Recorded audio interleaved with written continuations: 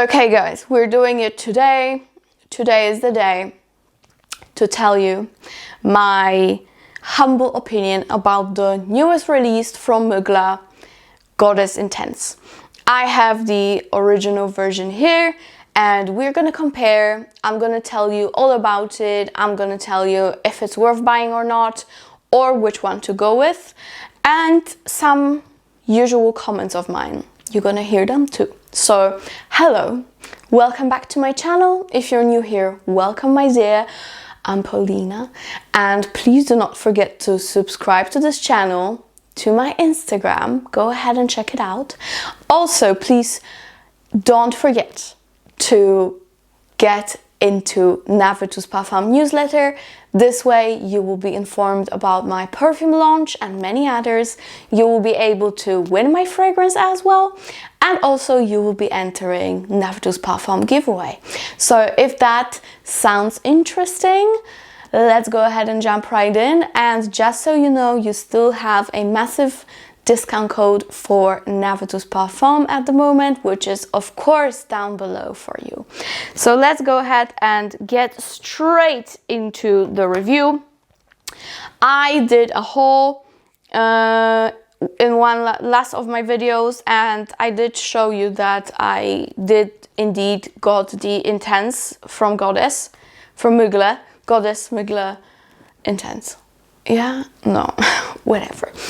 So I told you that I will make a separate video. I think, you know, since this line is so polarizing, I think it does deserve a separate video. So I can compare, rant a little bit, you know, tell you more about it. So yes, recently Goddess Intense was released from MUGLER. Of course, it is marketed as Eau de Parfum Intense, which supposedly should consist of more perfume oil than alcohol. Unfortunately, I cannot see on the bottle how much alcohol is in here. That's very suspicious, don't you think? But nevertheless, I got 90 milliliter bottle because I can never be stingy when it comes to Alien, no matter how shitty it is, alright? When it comes to the original release, Goddess, that was, you know, really hyped up last year, but it also did not get too much great comments as well. I must say this one is definitely a lighter scent. It is a slightly watery, creamy coconut with a woody vanillic base. In general, it's nothing incredible, nothing out of this world, so to speak. The longevity, I would say, sometimes it lasts good, sometimes it lasts not so good. I do love the scent. Let's be honest, I do love the scent. It is, for me, right up my alley. I love all those coconutty, creamy scents, suntan lotion-like, you know. So I cannot complain much about it because I really love the DNA. Should it be called Alien? Absolutely not. And I've already told you about it many times. It should be a completely different line. It should be maybe just Goddess, not Alien Goddess, no. But, you know, that's marketing. That's not to be discussed because the milk was spilled, right? And we just have to deal with it. This, for everyone, is pretty much the end of MUGLER as a brand and as a great perfume house that's still designer. And pretty much I do agree with it, even though I still use it, still like it, I do agree with it. They went so into marketing, so into, you know, those easy fragrances that are just crowd pleasers. There's nothing polarizing about them anymore. And again, perfumer Natalie Lawson created this, and I have very, very, very not the best experiences with the creations she comes up with, all right? So, of course, there are exceptions, but in general, I really do not appreciate the fragrances she creates. To me, they're very commercial. They are not spectacular at all. So, yeah, but they are great sellers at the same time. So, you know, it's not me who should judge it, but, you know, I can have my own opinion, right? So, yes, this one was created by Nathalie Lorson. And it is literally like all those Bronze Goddess, Tom Ford Soleil Blanc type of scents. It is very, very far from the original Alien. There's pretty much no jasmine here. It's mainly a coconut water with some slightly woody suede accords. And that's pretty much it. A lighter scent, not too amazing longevity for sure. And definitely on the moderate side of projection. If you don't overspray, it's even gonna be soft, okay? So that is the original. Now, the Intense, however, I don't know if Mugler listened to the crowd because it seems a little bit too much for me to say that they would, but I don't know. This one is really different, really, really different. This one has very indolic jasmine, first of all. And when you spray it first and when you smell it straight away, it is really indolic. And I must say, for me, I know it's going to be polarizing for many people, but for me, finally, there's something interesting, all right? Something that is whoa in your face, something that's polarizing. Of course, it dies down as the time goes by, but this to me is all right. This to me is all right. It is definitely stronger. It's denser than the original. As it starts to dry down, it gets a little bit lighter and lighter. And I would compare the very dry down of this fragrance to the dry down that you have in Alien Essence Absolue. Meaning that there is a lot of vanilla, and basically that vanilla gets you all over in the dry down.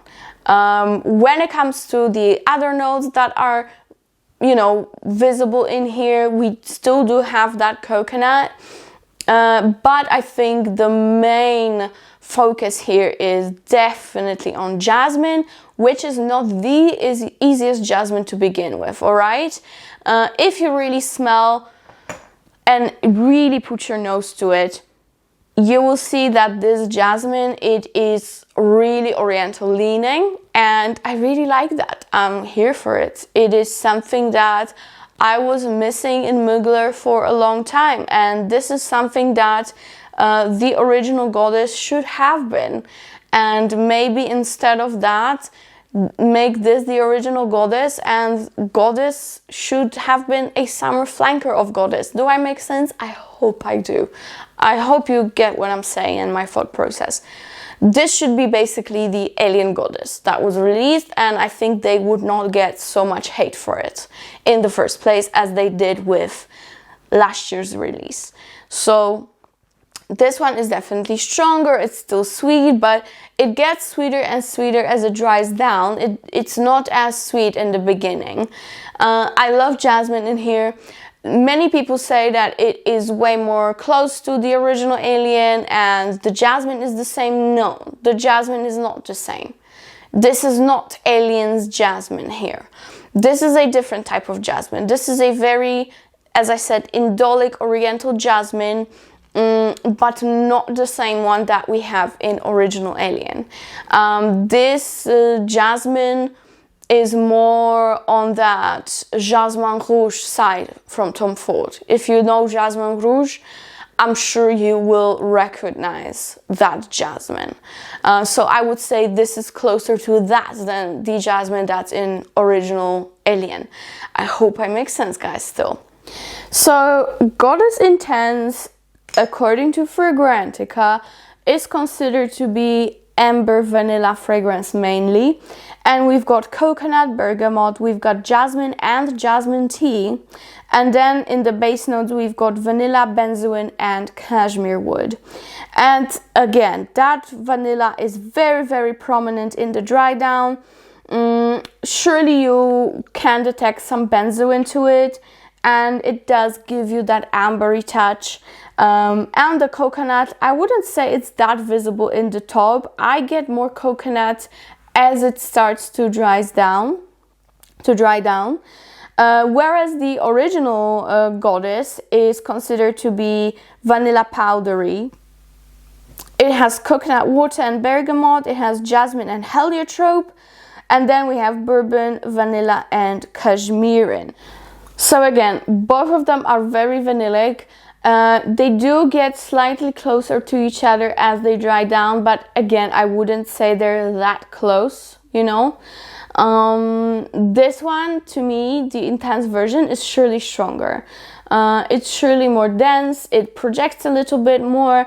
With the longevity though, I wouldn't say it's super long lasting. I would say I get maximum 7 hours, which if you remember the original Alien would be preposterous, because Alien could last 24 hours plus on your skin if you like to be stinky and you don't wash yourself. That would happen. So yeah, you know, it's very sad. It's very, very sad.